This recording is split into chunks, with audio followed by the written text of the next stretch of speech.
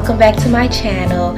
I know that I've been MIA for the past week and I apologize. I had some technical difficulties, but we're all good now. And today I'm here to talk to you all a little bit about self-love. And I won't only be talking about it. My girl Resilient and Blessed will be talking about it as well. So this is a collaboration video, so make sure you check out her video, which will be in the description box down below. Self-love leads to appreciating what you have, what strengths and weaknesses that you have. Utilize something visual. So if you're interested in learning more about what self-love is, why is it important, how having self-love for myself has changed my life, and a few tips that can help you develop self-love for yourself, then continue watching. We hear self-love all the time, but what exactly is self-love? Well, I have two definitions for you all. The first definition is self-love is the instinct by which one's actions are directed to the promotion of one's own welfare or well-being. And the second one is the belief you hold that you are a valuable and worthy person. Why is self-love so important? Well, because it is an individualized concept, I believe that the importance depends on the person.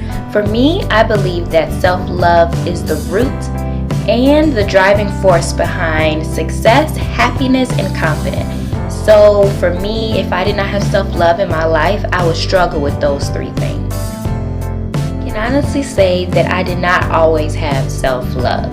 And I refer to self-love now as a journey. So if you hear me say my self-love journey, that's why, because I feel that self-love is a journey. It's an everlasting continuation of learning yourself and loving yourself. So get a little bit personal.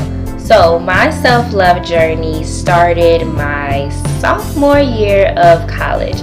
And during that time, I just felt that my friends, my family, especially my mom, weren't really happy with the type of person I'm growing up to be. And I never looked from it from the inside and say, oh, am I happy with who I am? Am I happy as the adult that I'm growing into? And that never occurred to me. So they were just telling me, like, for example, well, let me start off by saying I'm the only child and I am spoiled. So I depend a lot on my parents. Well, I did depend a lot on my parents. Now I'm starting to be independent and doing things for myself. But I did depend a lot on my parents, and that made me become lazy. It made me become really not independent as I should be in college. So basically she was just saying, you know, you need to be more independent. You need to start doing things for yourself. You need to start thinking like an adult.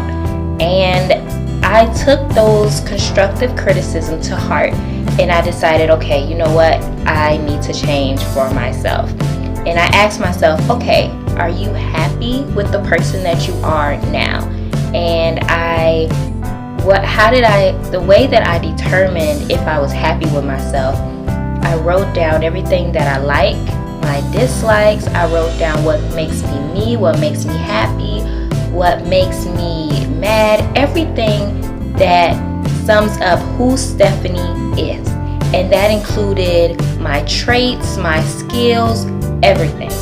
And I realized that I didn't even know myself. I couldn't even name 10 things for each subject. Like, I couldn't name 10 traits, I couldn't name 10 things that I like. And that's when I knew I had to make a change, because you're supposed to know yourself. Who knows you more than you? Did research, and I looked up what self-love is, how to develop self-love, figure out what type of person I want to be. And I started off with traits. So for example, one of them was I want to be more confident.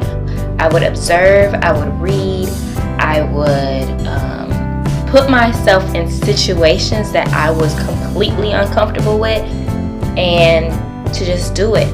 I've developed a love for getting out of my comfort zone, trying something new, because I've learned that when you put yourself out there and you try something new, that is how you learn your full potential.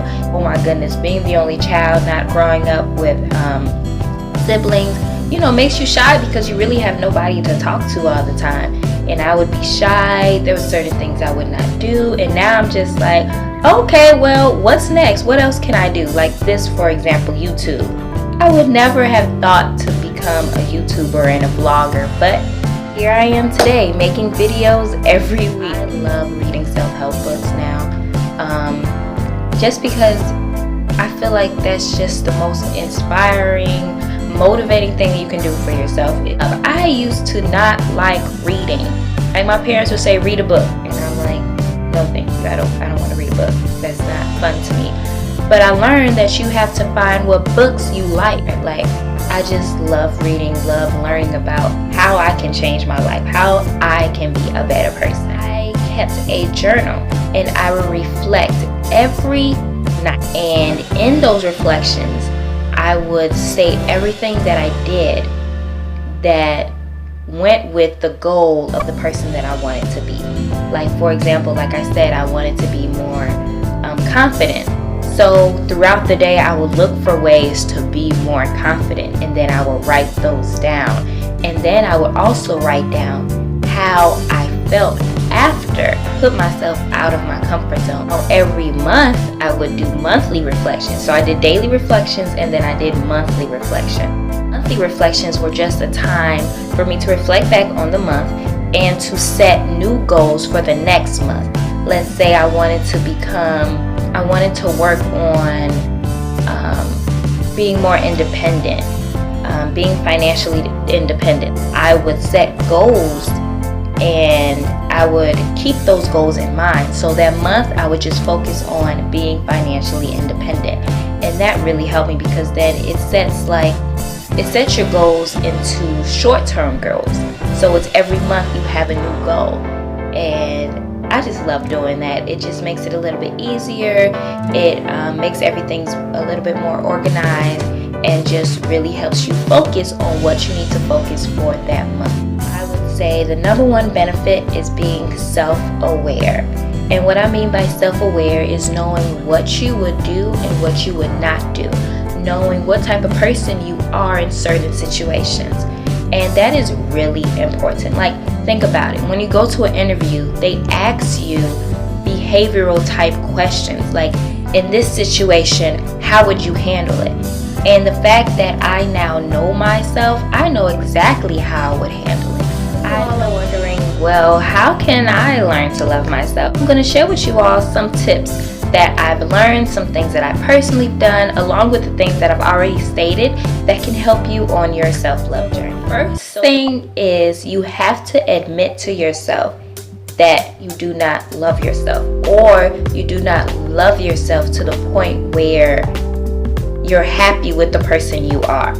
And that can be the hardest thing to do, is to say, you know what, I don't love myself. Like, of course nobody wants to say, oh, I don't love myself, but you have to admit that, because if you can admit your problems, you can't solve them.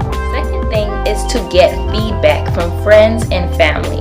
And I say feedback, positive and negative feedback, and just basically constructive criticism that can help you, because you may think you are the most caring person in the world, and they may look at you and say, what do you do that's caring? Like, you're not caring. When's the last time you did something for me? You're not caring. So really, if you get feedback from other people, looking from it from the outside, they can really tell you a lot about what you do not know about yourself. Now, when you get the feedback, make sure that you take it into consideration when it comes to changing your life. Third thing is to set goals and envision the person that you want to be. How do you want to act? How do you want to behave? How do you want to live your life?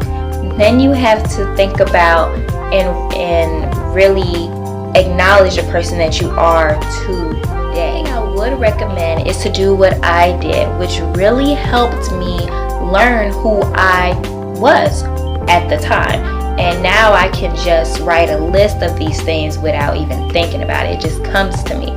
But the first thing that I would say is to know what your strengths are, your weaknesses are, what you like, what you don't like, what are your bad habits, what are your good habits, what are your pet peeves, anything that makes you you. Write it down, or make sure that you know that to a T, because now you can be able to, once you know those things, now you can be able to change them. You can't change something if you don't know what the problem is. You have to figure out who you are, what your issues are, and then you can work on changing them. Now that you're working on changing them, you have to learn how to change them. So for me, I would literally Google a trait, and I would look at everything that makes a person that trait. Like I said, for example, caring. I would look up what makes a person caring. How can somebody be caring? Basically, I looked up everything. What a caring person does, what they do as far as other people, for themselves, and anything. And I would try to take those actions and apply them to my life and embody those behaviors. And that really helped me to become the person that I am today. And of course, you have to have goals. If you have no goals in your life, it's going to be really hard for you to be successful. You have to be able to focus, because this is a long-term commitment to yourself.